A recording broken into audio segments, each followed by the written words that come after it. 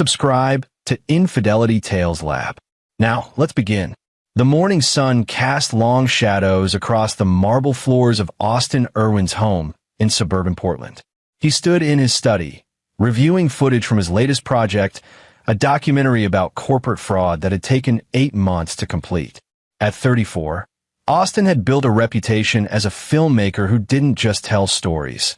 He excavated truth from layers of deception, earning him both accolades and enemies in equal measure. His phone buzzed. A text from Christy. "Don't forget, we leave for the lake house at 2 p.m. My family's already there setting up." Austin's jaw tightened. The lake house. 3 days with Christy's family, the Swartzes, in their sprawling vacation property in Central Oregon.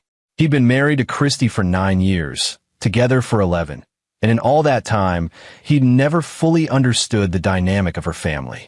There was something performative about them, something that felt like a stage play where everyone knew their lines except him. He walked upstairs to his son Daniel's room. The 8-year-old sat on his bed, methodically packing his backpack with comic books and a flashlight. Austin noticed the boy's shoulders were hunched, his movements slow and reluctant. "Hey, champ, you excited about the trip?" Daniel didn't look up. "I guess." Austin sat beside him. "You don't sound excited." "What's wrong?" "Nothing." The word came out too quickly, too practiced. Austin had interviewed enough people to recognize a rehearsed response. Before he could press further, Christy appeared in the doorway. At 32, she remained striking. Auburn hair, sharp features, designer clothes even for a casual family trip. But lately, Austin noticed she seemed distant, especially when it came to Daniel.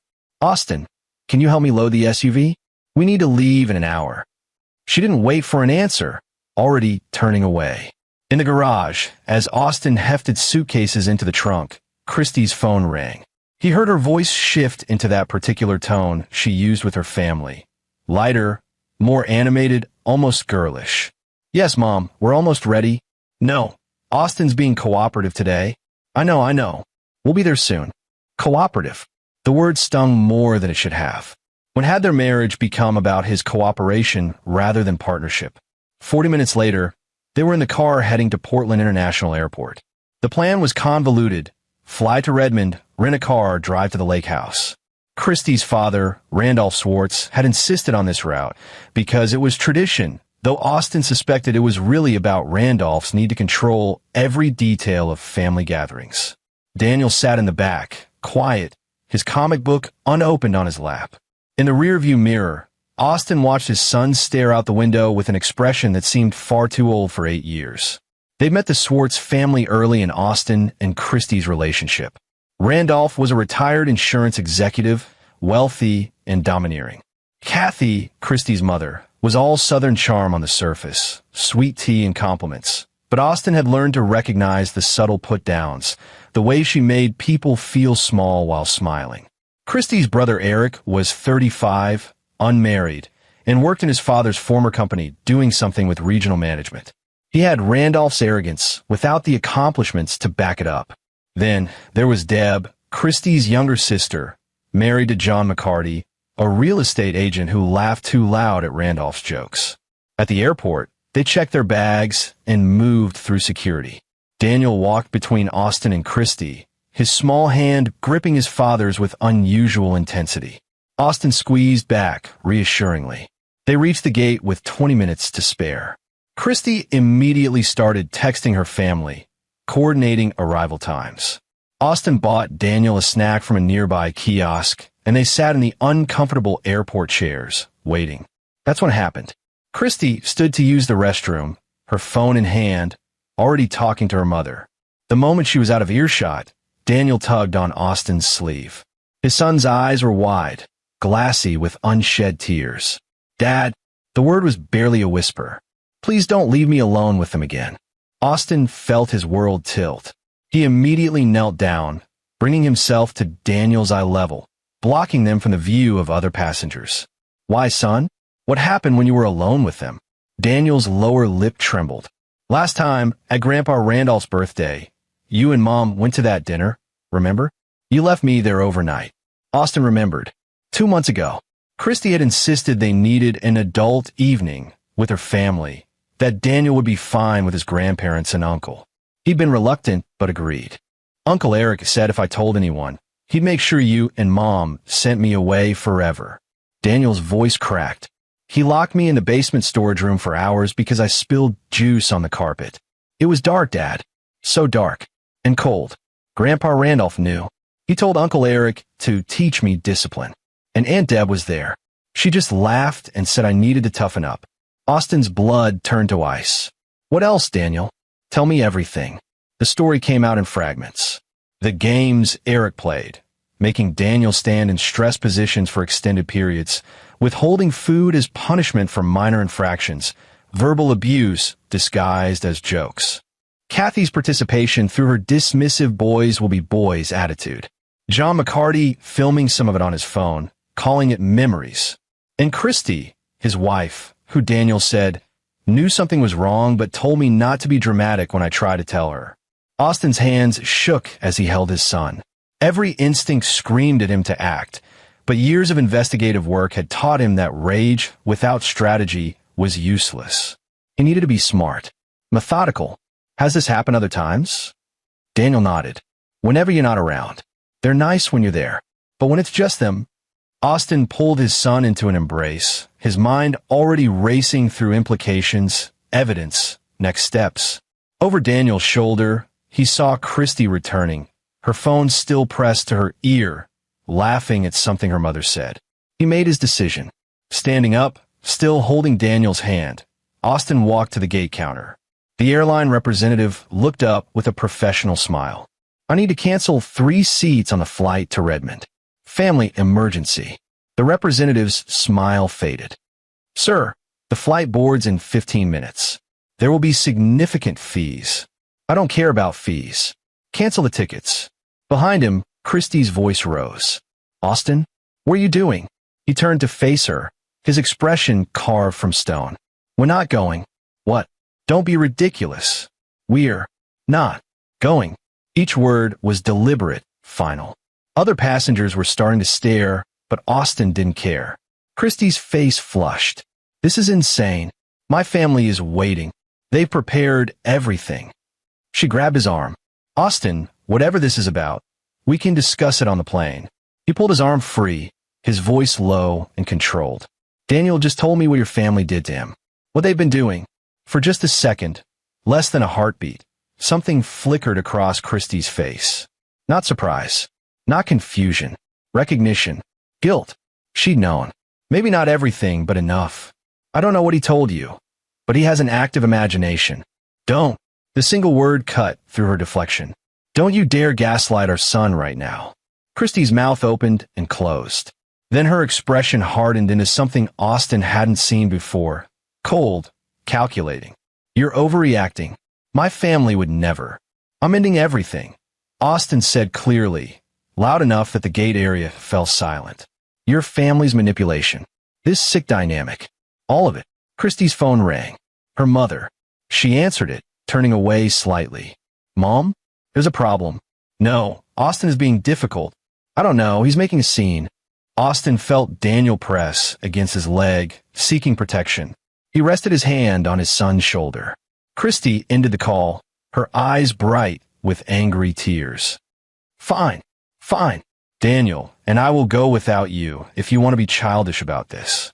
No. Austin's voice was quiet but absolute. Daniel stays with me. You can go if you want. You can't just. Watch me. He picked up Daniel, who immediately wrapped his arms around his father's neck. Call your family. Tell them you're coming alone, or tell them you're not coming at all. But Daniel doesn't go near them. Ever again. The gate agent called for final boarding. Other passengers shuffled past them, some curious, some deliberately looking away from the domestic drama. Christy's hands clenched into fists. You're ruining everything. This whole trip. My mother spent weeks planning. You're going to humiliate me. I'm protecting our son. If you can't see the difference, that tells me everything I need to know. For a long moment, they stared at each other across a divide that had perhaps always been there, just hidden beneath the surface of their marriage. I'm going, Christy finally said, her voice shaking. I'm going to explain to my family that you've lost your mind. And when I get back, we're going to have a serious conversation about your paranoia and your relationship with Daniel." She grabbed her carry-on and walked toward the gate, not looking back. The gate agent scanned her boarding pass, and she disappeared down the jetway. Austin carried Daniel to a quiet corner of the terminal and sat down, his son still clinging to him. "Dad, are you in trouble?" "No, champ. You're safe now. I promise." As he held his son, Austin's mind was already working. 3 days. He had 3 days while they were gone.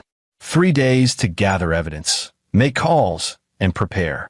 He'd build a career on exposing the truth. Now he'd use every skill he possessed to protect his son and make sure the Swartz family faced consequences they couldn't charm or manipulate their way out of.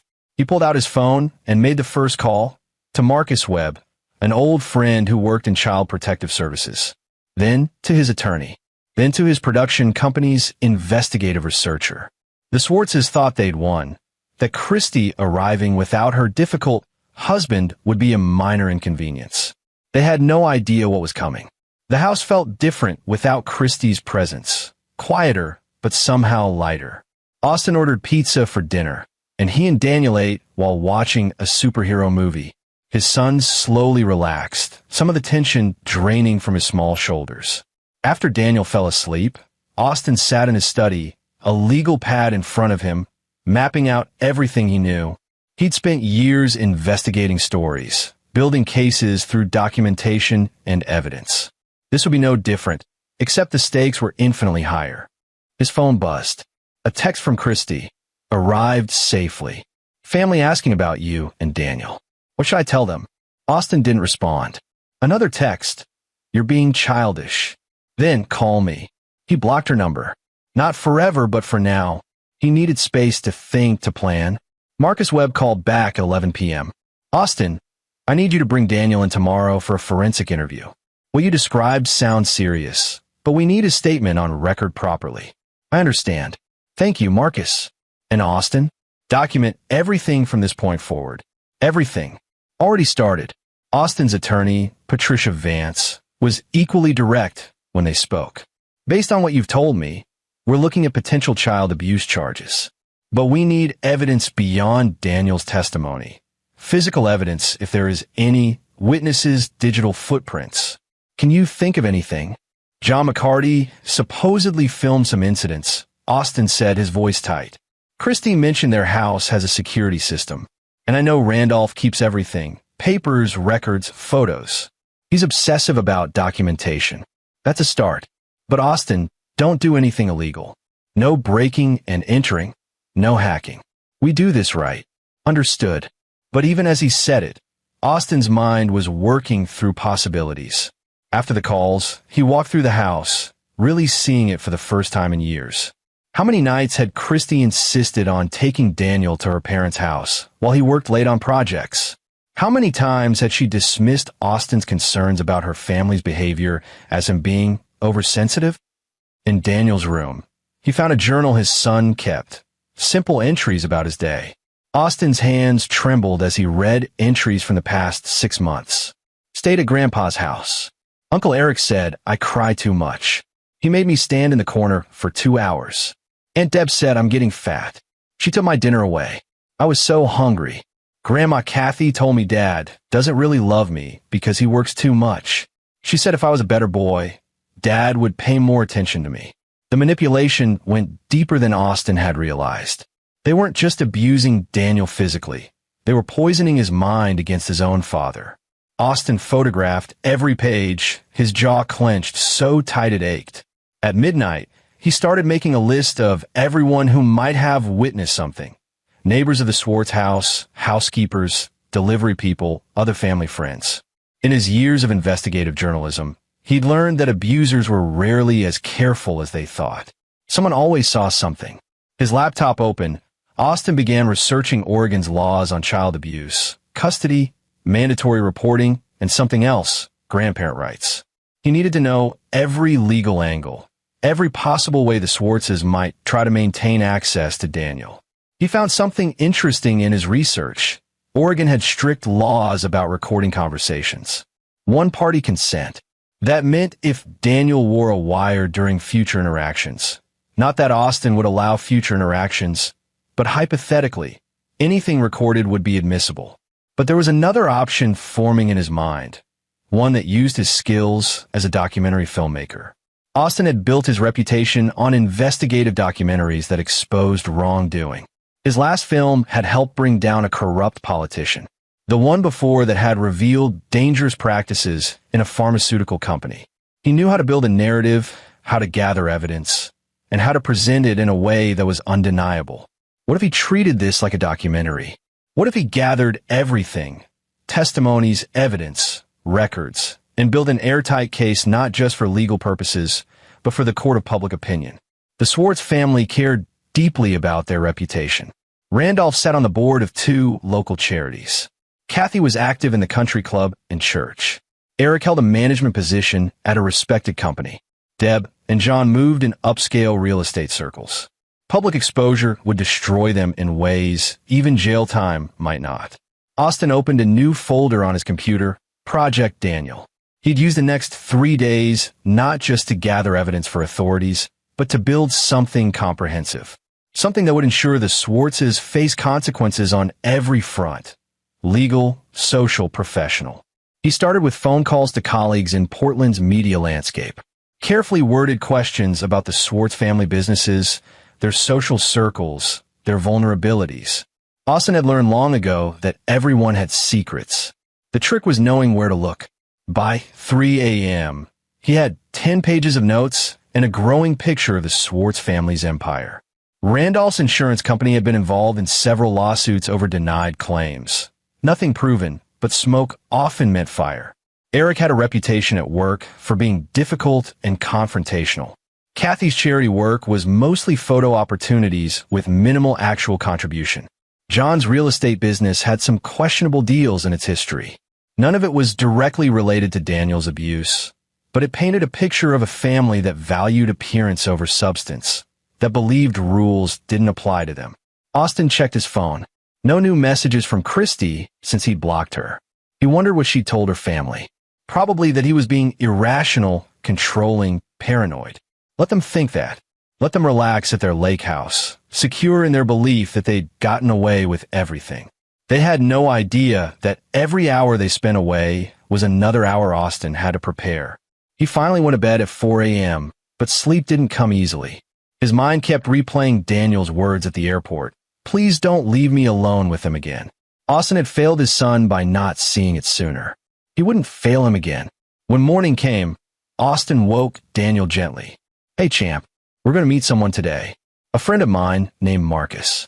He's going to ask you some questions about what happened with Uncle Eric and the others. Is that okay? Daniel nodded, fear flickering in his eyes. Will I get in trouble? No, buddy. You're not in trouble. You did nothing wrong. Marcus helps kids who've been hurt. He's one of the good guys. The forensic interview at Child Protective Services took 3 hours. Austin watched through one-way glass as Marcus, a gentleman in his 50s with extensive experience in child abuse cases, carefully drew out Daniel's story. The details were worse than Austin had initially understood. Eric had been the primary abuser, but Randolph had participated, calling it making a man out of him. Kathy had witnessed incidents and dismissed them. Deb had actively mocked Daniel during episodes. John had filmed at least 4 separate incidents on his phone, supposedly for the family's private amusement. And Christy?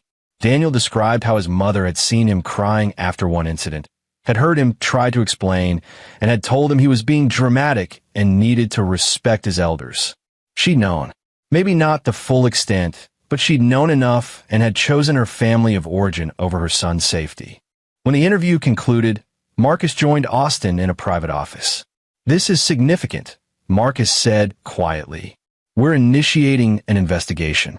I'll need to contact the family, interview them separately. Based on Daniel's testimony and the physical evidence, he has scars consistent with his descriptions. We have grounds for potential charges. How long will it take? These investigations can take months. But in the meantime, I'm recommending an emergency protective order. No contact between Daniel and any of the Swartz family members pending the investigation's outcome. What about Christy? Marcus's expression was sympathetic but firm. That's more complicated. She's his mother. Unless we can prove she was directly complicit rather than negligent. But Austin, given what Daniel said about her dismissing his concerns, I'd recommend supervised visitation at minimum. Austin felt a crushing weight settle on his chest. His marriage was over. He'd known at the moment Daniel spoke at the airport, but hearing it confirmed in legal terms made it real. I need you to do something for me, Austin said. Don't contact the family yet. Wait until they return from their trip. Marcus frowned. Austin, we have protocols. I know, but they're at a remote lake house for 2 more days. Daniel is safe with me. Starting the investigation now just gives them time to coordinate stories, destroy evidence. Wait until they're back. Catch them off guard. What are you planning? Nothing illegal. I promise. But I need time to gather my own evidence. You're building a legal case. I'm building something else. Marcus studied him for a long moment. 48 hours. That's all I can give you. After that, I have to move forward regardless. 48 hours is all I need. That afternoon, Austin made more calls. He contacted a private investigator named Sarah Chun, someone he'd worked with on previous documentary projects. He explained the situation, holding nothing back. I need everything on the Swartz family, Austin said. Financial records, employment history, social media, property records. Anything that might reveal a pattern of behavior or give us leverage. Sarah was quiet for a moment. Austin, I've known you for 6 years. I've never heard you like this. My son was tortured by these people, and my wife let it happen. Give me 24 hours. I'll get you everything I can legally obtain. Next, Austin reached out to his production company's tech specialist, a woman named Lila Ortiz who handled digital forensics for their investigations. Lila, I need you to scrub all digital traces of the Swartz family's online presence.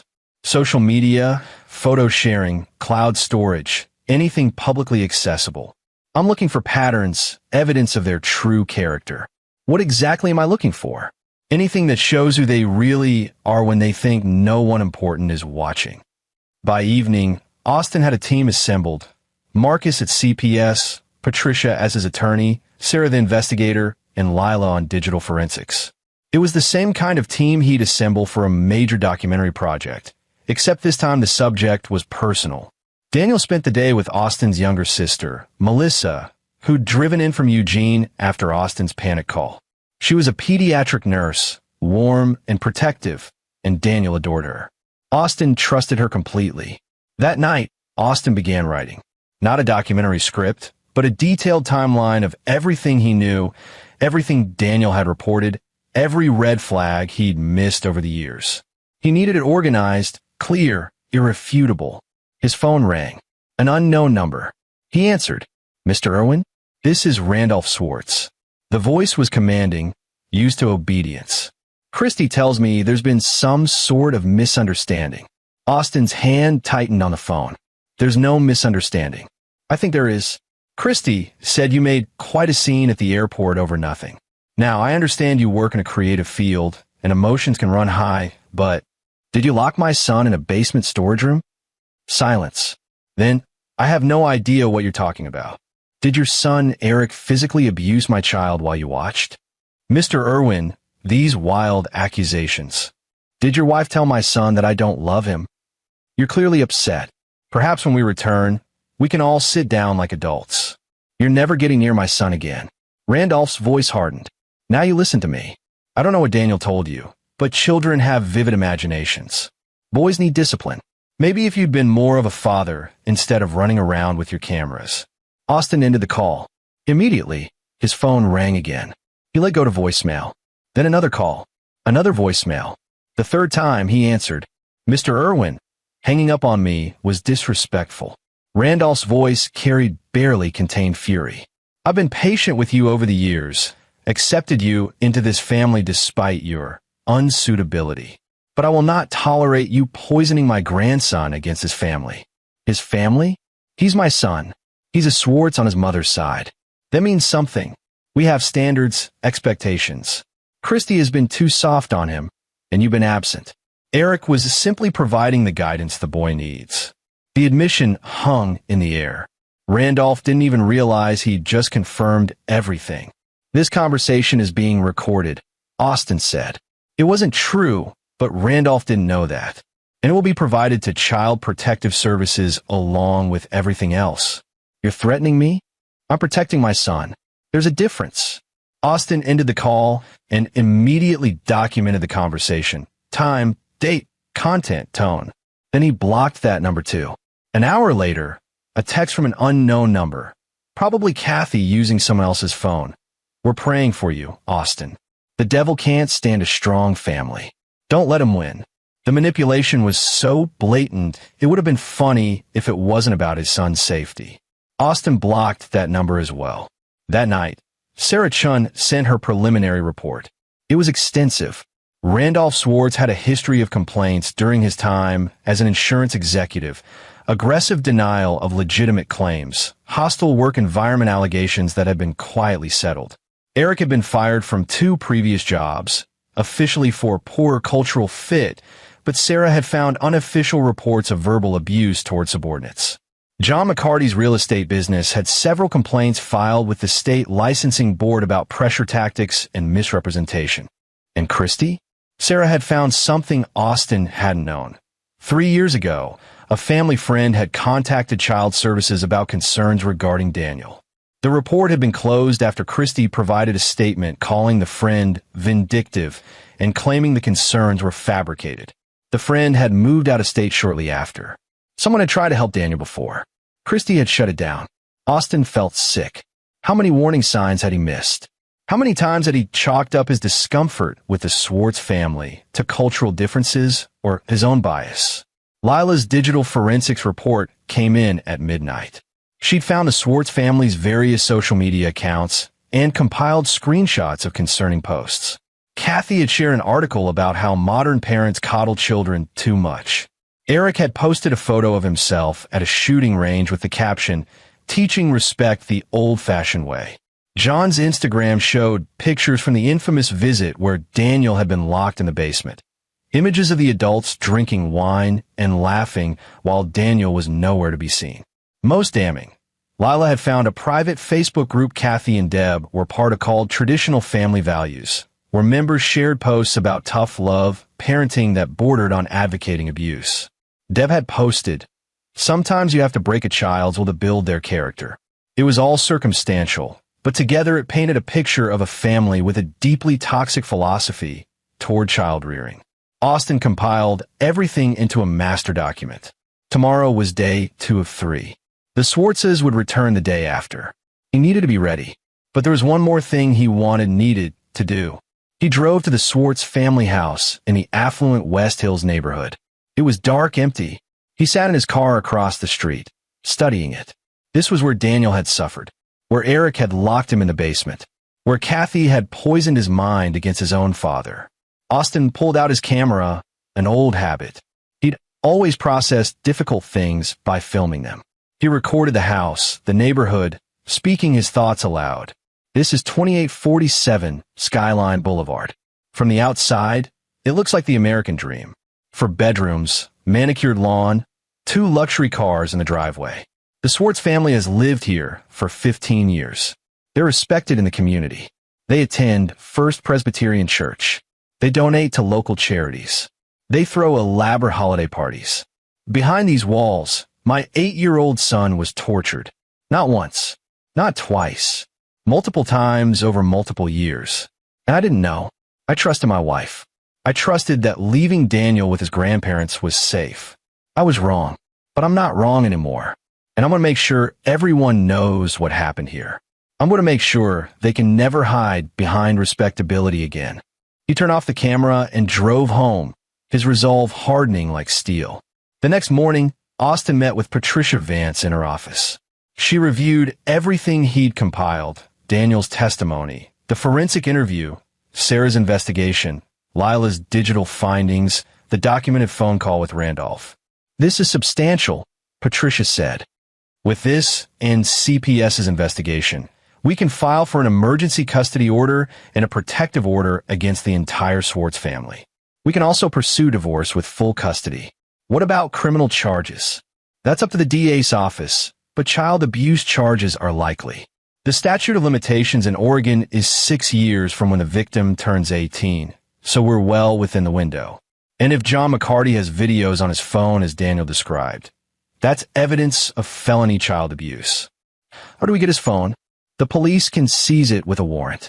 But Austin, you need to let the legal system handle this. I know you want to confront them, to make them pay, but I won't do anything illegal, Austin promised. But I'm not going to just sit back either. Patricia sighed. What are you planning? The Swartzes care about their reputation more than anything. Legal consequences will hurt them, but public exposure will destroy them. I'm going to make sure everyone in their social circle, their business community, their church, everyone knows exactly who they are. Be careful. Defamation laws only apply if what I say isn't true. And everything I'm going to say is documented fact. Austin spent the rest of the day preparing. He created a private website compiling everything he'd learned, with Daniel's identifying information protected, but the Swartz family fully named. He drafted emails to be sent to the boards of every charity Randolph served on, to the executives at Eric's company, to John's real estate brokerage, to the membership directory of Kathy's Country Club. He also prepared a video statement. Not emotional, not angry, but clear and factual. In it, he outlined what had happened to Daniel, showed redacted excerpts from the CPS interview, displayed screenshots of the Swartz family's social media posts, and explained how his wife had enabled it all. This video would go to local news stations, to parent advocacy groups, to anyone who would listen. The Swartzes had used their respectability as a shield. Austin was going to rip that shield away. That evening, Daniel asked, "Dad, when is Mom coming home?" Austin knelt down, choosing his words carefully. "Daniel, your mom and I are going to live separately for a while. Maybe permanently. It's not your fault. Adults sometimes can't figure out how to be together anymore. Is it because I told you what happened?" "No, buddy. You did exactly the right thing by telling me. You were brave. I'm so proud of you." Daniel was quiet for a moment. Then, "Will I have to see Uncle Eric again?" "Never. I promise you, you will never have to see any of them again if you don't want to." Relief flooded his son's face, and Austin realized how much fear Daniel had been carrying, wondering if his father would make him go back. That night, Austin received a call from Marcus Webb. "Austin, I wanted to give you a heads up. I spoke with my supervisor, and we're moving forward with the investigation tomorrow when the family returns. Officers will be at the Swartz house to seize any potential evidence, including electronic devices. We'll be interviewing each family member separately." "Good. Thank you, Marcus. There's something else. Based on the evidence you've provided in Daniel's testimony, the DA's office is interested in pressing charges. This is serious, Austin. Eric could face multiple felony counts. The others could face charges as accomplices or for failure to report. They deserve it. I agree. But I need you to prepare yourself and Daniel for what's coming. This will be public. There will be a trial. Daniel might have to testify. He's strong enough, and I'll be with him." After the call, Austin stood at a study window, looking out at the quiet street. Tomorrow, the Swartz family would return from their trip, expecting to find Austin apologetic, ready to be convinced that he'd overreacted. Christy probably imagined they'd have a calm conversation where she'd explain away everything and things would return to normal. Instead, they'd return to find their world collapsing. Austin felt no guilt. They'd hurt his son. They'd manipulated and abused a child for years. Whatever consequences came next, they'd earned every single one. He made one final addition to his preparations, a folder labeled for Daniel, containing letters explaining everything, why Austin had made the choices he made, how much he loved him, how none of this was Daniel's fault. If anything happened, if the legal battle got ugly, if the Swartzes tried to turn Daniel against him, these letters would be there. Then Austin went to bed, his alarm set for 6 a.m. Tomorrow, the Swartzes would learn what happened when you hurt Austin Irwin's son. Tomorrow, their reckoning began. The notification came through at 2:37 p.m. The Swartz family's flight had landed in Portland. Austin stood in his study, surrounded by printed documents, backup drives, and his camera equipment. Everything was ready. Marcus Webb had officers positioned at the Swartz house. Patricia Vance was standing by with emergency custody paperwork. Sarah Chun had delivered her final investigative report an hour ago. Lila had called with one last crucial discovery. John McCarty's cloud storage account, which he'd carelessly left with default privacy settings, contained 4 videos of Daniel's discipline sessions. The footage was horrifying.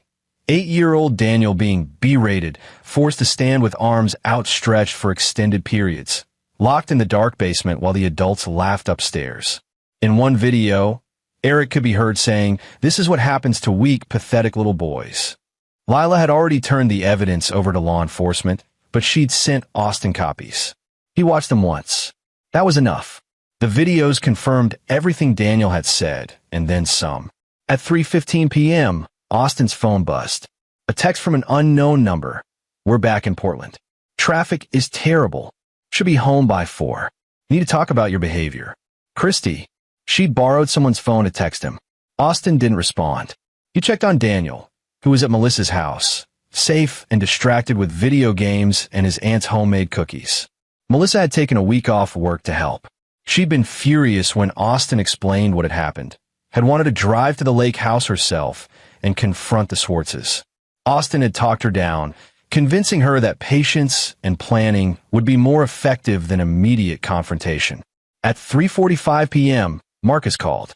They just pulled into their driveway. "Officers are approaching now." Austin turned on the police scanner app on his phone. He could hear the officers' communications as they knocked on the Swartz family door, announced themselves, presented the warrant for electronic devices and any physical evidence related to child abuse. He imagined Randolph's face, the shock, the indignation. Kathy's tearful protests about being respectable people. Eric's rage. Deb's panic calls to John. And Christy, his wife. The woman he'd built a life with, who'd smiled at him on their wedding day and promised to cherish any children they'd have. What was her expression now? Marcus called back 20 minutes later. "We have the devices." John McCarty tried to delete files from his phone when we arrived, but our tech team recovered them. He's potentially looking at additional charges for obstruction and destruction of evidence. And the family's reaction? Randolph threatened lawsuits. Kathy had a panic attack, real or performed, hard to say. Eric became verbally aggressive with officers and was warned about his behavior. Deb broke down crying. John just shut down completely. What about Christy? Marcus's voice softened. She kept saying there must be a mistake. That Daniel was confused. That you'd poisoned his mind against her family. She asked to speak to you. No. I told her that wasn't possible right now. Austin, she's going to fight this. Her attorney already called, some expensive firm from downtown. They're preparing to contest everything. Let them try. The evidence speaks for itself. After ending the call, Austin loaded his car with his camera equipment and drove to a location he'd scouted the previous day, a public park with a clear view of the Swartz house.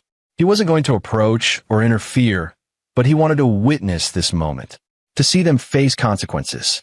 Through a telephoto lens, he watched officers carry boxes of seized materials to their vehicles. Neighbors had gathered on lawns, watching, whispering. The Swartz's carefully constructed image was crumbling in real time. Austin filmed it all. This footage would be part of the documentary he was building, the complete story of what happened and why. At 5:30 p.m., news vans arrived. Someone had tipped off the media, probably Marcus's office, as they were required to notify press in cases involving public officials or community leaders. Within an hour, 3 local news stations had reporters positioned outside the Swartz house.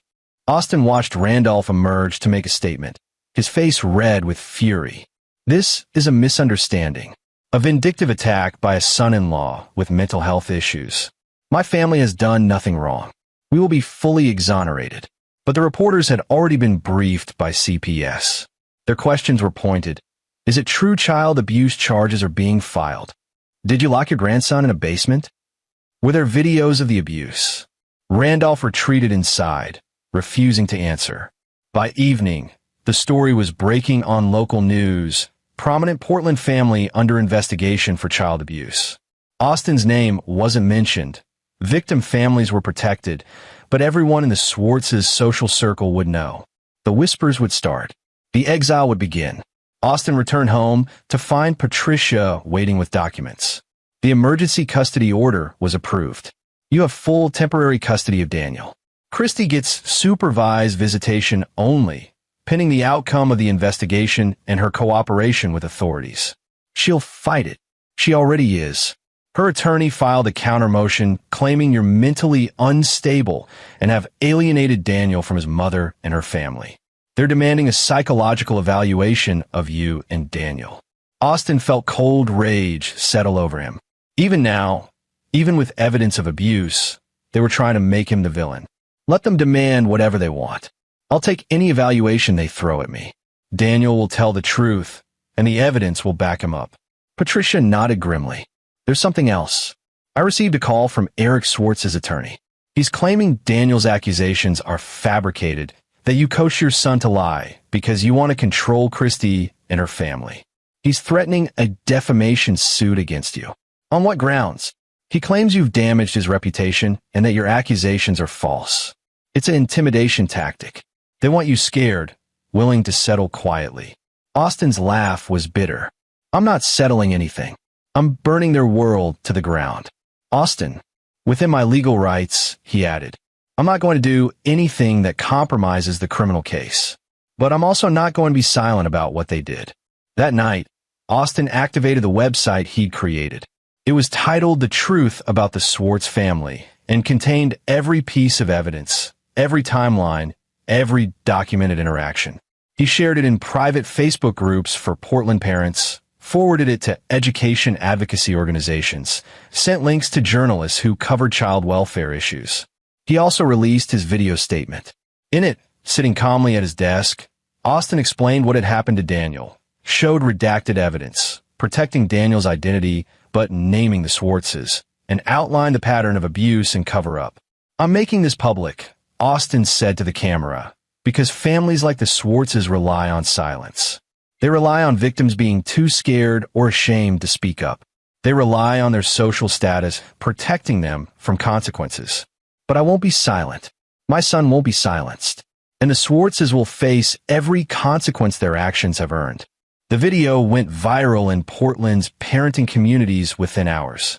By morning, it had been shared thousands of times. Austin's phone exploded with calls and messages, some supportive, some accusing him of airing private family matters publicly, some from other parents sharing their own concerns about the Schwartz family that they'd never voiced before. One message stood out from a woman named Grace Hartford. My daughter was in a playgroup with Daniel 3 years ago at Kathy Schwartz's house. I witnessed her scream at Daniel for spilling juice and saw her lock him in a closet as punishment. When I confronted her, she told me I was overstepping and banned me from a group. I should have reported it. I'm so sorry. I'll testify to what I saw if it helps. Austin immediately forwarded the message to Marcus and Patricia. Another witness, another piece of evidence. The next day, news broke that Eric Schwartz had been arrested and charged with multiple counts of felony child abuse. John McCarty was charged as an accomplice and for possession of child abuse material, the videos. Randolph and Kathy were charged with failure to report child abuse and child endangerment. Deb faced similar charges. Christy wasn't charged criminally, but the CPS investigation confirmed she had been negligent at minimum, dismissing clear signs of abuse and failing to protect her child. The preliminary hearing was scheduled for 2 weeks out. In the meantime, Austin's documentary project consumed him. He interviewed child psychologists about the long-term effects of abuse. He spoke with legal experts about prosecution of family abuse cases. He compiled more evidence, more testimonies, building a comprehensive record. Daniel started therapy with a trauma specialist. Slowly, with support, he began to heal. The nightmares were frequent at first, but they gradually decreased. He stopped flinching when doors closed. He laughed more. One evening, Daniel asked, "Dad, why are you doing all this? The videos and the website and everything." Austin considered his answer carefully. Because what happened to you is wrong. And when wrong things happen, we have to speak up. We have to make sure the people who did wrong things can't hurt anyone else. But people are saying mean things about you. I saw Aunt Melissa's phone. They're calling you crazy and vindictive. Some people will always defend abusers, especially if those abusers are people they know and like.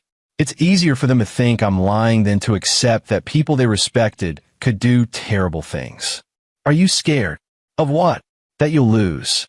That they'll make everyone believe them instead of us. Austin pulled his son close.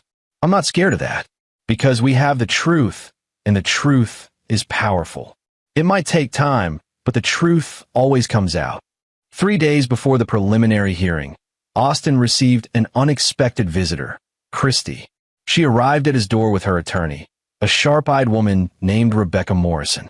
Patricia was already there, having anticipated this visit. "We need to talk," Christy said. She looked terrible, hollow-eyed, pale, her usually immaculate appearance disheveled. They sat in the living room, attorneys on either side like seconds at a duel. "Austin, this has gotten out of control," Christy began. "What you've done, the website, the video, the publicity, it's destroyed my family." "Your family destroyed themselves," Austin replied evenly. "I just made sure everyone knew about it." Daniel is confused. He's a child. He doesn't understand. "Don't."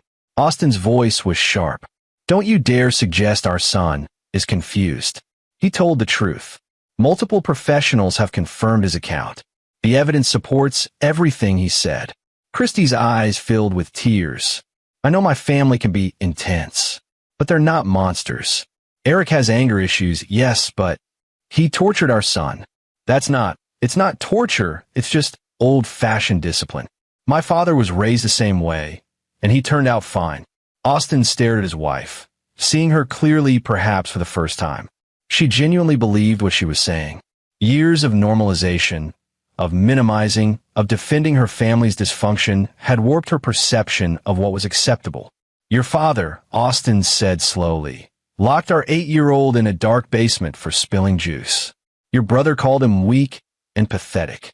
Your mother told him, 'I don't love him.' Your sister mocked him while he cried. And your brother-in-law filmed it all for entertainment. That's not discipline, Christy. That's abuse. And you knew. You saw signs, you heard Daniel try to tell you, and you dismissed it because protecting your family's image was more important than protecting our son." Christy flinched as if struck. Rebecca Morrison interjected smoothly. "Mr. Irwin, my client is willing to make a proposal. If you take down the website and video, issue a public statement that you overreacted and agree to joint custody with counseling, she won't contest the divorce. You'll split assets 50-50, and the Swartz family won't pursue defamation claims against you." Austin looked at Patricia, who shook her head fractionally. "No," Austin said. "Austin, please." Christy leaned forward. "I'm trying to find a middle ground here. I still love you. I know you love me. We can work through this. Family therapy, marriage counseling. You chose your family over our son's safety. There's no coming back from that. I didn't choose, I just didn't realize. You realized enough. You just didn't care enough to act." Christy's face crumpled. "I'm his mother. You can't just take him from me. I'm not taking him from you. You lost him when you failed to protect him. Supervised visitation is generous, considering." Rebecca Morrison's voice hardened. "Mr. Irwin, you should know that we're prepared to fight this in every venue. We'll paint you as an obsessed, vindictive man who manipulated his traumatized son into making false accusations. We'll argue that your public campaign is evidence of instability. We'll bring in experts who'll testify that your behavior is damaging to Daniel's recovery." Austin met her gaze calmly. "Do it. Bring in your experts. Let them review all the evidence, the videos, the testimonies, the medical reports, Daniel's journal entries. Let a jury see what the Swartz family really is. You're willing to put your son through that? Public testimony? Cross-examination? I'm willing to do whatever it takes to keep him safe and to ensure the people who hurt him face consequences." The meeting ended shortly after, with Christy leaving in tears and Rebecca Morrison warning Austin that he was making a mistake. Patricia waited until they'd left before speaking. They're scared. That offer was desperation. They know the criminal case is solid, and they know the public narrative has turned against them. Good. Let them be scared. The preliminary hearing arrived. Austin sat in the courtroom gallery, watching as the Swartz family faced the judge. They'd all hired separate attorneys, a sign of fracturing loyalty within the family. The evidence was presented, Daniel's testimony, The recovered videos from John's phone, statement from Marcus Webb and other CPS investigators, medical examinations, psychiatric evaluations. Eric's attorney tried to argue that the videos showed parental discipline within cultural norms, which backfired spectacularly when the judge watched them and recoiled visibly. Cultural norms? Judge Patricia Morrison said icily, "I see a child being psychologically and physically abused while adults laugh. If that's your client's culture, Mr. Reynolds, then your client's culture is criminal." By the end of the hearing, all charges were bound over for trial. Bail was set high for Eric, $100,000, which Randolph paid, though the family was barely speaking to each other by that point. Kathy had blamed Eric for being too aggressive. Eric had blamed John for being stupid enough to film things. Deb was blaming everyone. The family was imploding. Christie's supervised visitation with Daniel began that week. Austin arranged for the sessions to take place at a neutral facility with a counselor present. The first visit lasted 15 minutes before Daniel asked to leave. Christie had tried to convince him that Daddy was confused and that Grandpa and Uncle Eric loved him very much and would never hurt him. Daniel had looked her in the eye and said, "You're lying. Just like you lied when I told you I was scared." Christie had broken down, and the session ended. Subsequent visits went slightly better, with Christie following the counselor's instructions to avoid discussing the case and focus on neutral topics. But the relationship was damaged, perhaps beyond repair. Austin's documentary was taking final shape. He titled it "The Truth About Daniel: A Father's Fight Against Family Abuse." It was 90 minutes long, meticulously researched, emotionally devastating, and absolutely factual. He screened it privately for several advocacy organizations who were unanimous in their support. One organization, Safe Childhood, wanted to use it as an educational tool for recognizing and reporting family abuse. "This is powerful," the director told Austin. "It's not just Daniel's story. It's the story of how abuse hides in plain sight, protected by respectability and family loyalty." Austin gave them permission to use it. The Swartz family's world continued to crumble. Randolph was asked to resign from both charity boards he served on. Eric was fired from his job, pending the outcome of legal proceedings, which everyone knew meant permanently. John's real estate brokerage dropped him after clients complained they didn't want to work with someone facing child abuse charges. Kathy was quietly disinvited from her country club events. Their social exile was complete. The trial was set for 4 months out. In the meantime, Austin focused on Daniel and on rebuilding their life together. They moved to a new house in a different neighborhood, somewhere without memories of Christie and the Swartz family. Daniel started a new school and, with therapy, began to truly heal. He made friends, joined the soccer team, started sleeping through the night again. One evening, as Austin tucked him in, Daniel said, "Dad, thank you for believing me. I'll always believe you, champ. Always. And thank you for making them stop. For making sure they can't hurt anyone else." Austin felt his throat tighten.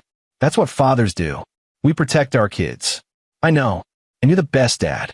After Daniel fell asleep, Austin sat in his study and opened his laptop. Tomorrow, he had a meeting with a national news network that wanted to interview him about the case. The story had grown beyond Portland. It was becoming a symbol of family abuse hidden behind respectability, of the courage it took to break silence. Austin would do the interview. He'd keep telling Daniel's story, with his son's permission and with Daniel's identity protected, because other children needed to know they could speak up. Other parents needed to recognize the signs. The Swartzes had hurt one child too many.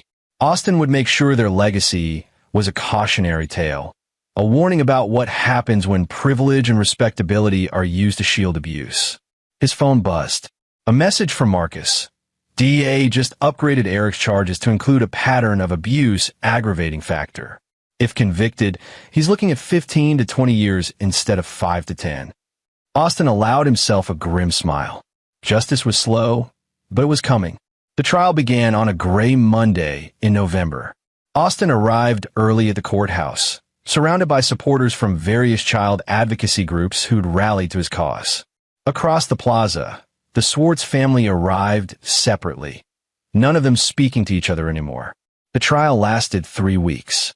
The prosecution presented Daniel's testimony via video to protect him from courtroom trauma, though Austin had made clear that if the judge required in-person testimony, Daniel was prepared to give it. The video testimony was devastating. Daniel, sitting with a therapy dog beside him, calmly and clearly described each incident of abuse. He named names, gave dates, described the basement room, the degrading comments, the physical punishments. The defense tried to paint Daniel as coached, but the prosecutor dismantled that argument with expert testimony. No child could maintain such detailed, consistent accounts under cross-examination if they were lying. The emotional effect, the specific sensory details, the way Daniel's testimony aligned with physical evidence, all of it confirmed authenticity. Then came the videos from John's phone. The courtroom was silent as they played. Several jurors cried. Even Eric's attorney looked uncomfortable. When the videos ended, the defense had little to say. How could you defend the indefensible? Witness after witness confirmed pieces of the story. Grace Hartford, who'd seen Kathy lock Daniel in a closet. A former housekeeper who'd heard Eric screaming at Daniel. Neighbors who'd seen the boy arrive at the Swartz house, smiling and leave in tears. Randolph tried to defend himself on the stand, claiming he was simply teaching his grandson discipline as he'd been taught. The prosecutor destroyed him. Mr. Swartz, you locked an 8-year-old child in a dark basement for spilling juice. Is that discipline or punishment? Discipline requires consequences. For 2 hours? In the dark? While he cried and begged to be let out. Boys need to learn. Your grandson required therapy for trauma-related anxiety. Is that what boys need to learn? Fear. Randolph had no answer. Kathy broke down on the stand, claiming she'd been a devoted grandmother, that she'd never meant harm. But the prosecutor had her social media posts about tough love and breaking wills, had testimony about her psychological manipulation of Daniel. Eric didn't testify on advice of counsel, but his silence spoke volumes. The defense's entire strategy was to claim misunderstanding, cultural differences, generational discipline styles. But in the face of video evidence showing a child being tormented while adults laughed, those arguments rang hollow. The jury deliberated for 4 hours. Eric Swartz, guilty on all counts, sentenced to 18 years in prison. John McCarty, guilty, sentenced to 12 years. Randolph Swartz, guilty, sentenced to 5 years. Kathy Swartz, guilty, sentenced to 3 years probation with mandatory parenting classes and community service. Given her age and the fact she hadn't directly physically abused Daniel, the judge was lenient. Deb McCarty, guilty, sentenced to 2 years probation. The sentences were read aloud, and Austin felt a weight lift from his shoulders. Not completely. He'd carry the guilt of not protecting Daniel sooner for the rest of his life, but enough to breathe. In the gallery, members of the Swartz family reacted differently. Randolph was stoic, already planning appeals. Kathy sobbed. Deb looked shell-shocked. Eric showed no emotion. Even his bailiffs led him away in handcuffs. Outside the courthouse, Austin gave a brief statement to the press. Today, justice was served for my son and for all children who suffer abuse in silence. The Swartz family used their respectability, their social status, and their family bond as weapons to hide cruelty. They believed they were above consequences. They were wrong. I hope this case sends a message. Abuse is abuse, regardless of who commits it or what excuses they use. Family loyalty does not mean protecting abusers. It means protecting the vulnerable. My son is healing. He's safe. He knows he was believed. That's what matters. He didn't take questions, just walked to his car, where Melissa was waiting with Daniel. His son looked up at him. Is it over? The trial is over. The healing continues. But yes, champ, the bad part is over. The civil suit came next. Austin filed for full custody and divorce. Christy, facing her family's criminal convictions and her own role in enabling abuse, didn't contest it. She was granted supervised visitation 2 hours per week, which Daniel rarely wanted to use. The divorce was finalized 6 months after the trial. Assets were divided. Christy got half of their shared property, but nothing of Austin's documentary company or future earnings from the Daniel Case documentary. Christy moved to Seattle shortly after, tried to escape the stigma. Austin heard through mutual acquaintances that she'd started therapy, finally confronting how her family's dysfunction had warped her judgment. He felt no satisfaction in her downfall, just sadness that it had taken so much destruction for her to see the truth. Austin's documentary, The Truth About Daniel, aired on PBS a year after the trial. It was watched by millions, sparked national conversations about family abuse, and won several awards. But more importantly, it led to concrete change. Oregon passed Daniel's Law, requiring mandatory reporter training for all adults in positions of trust around children, including family members hosting regular child care. Several other states followed suit.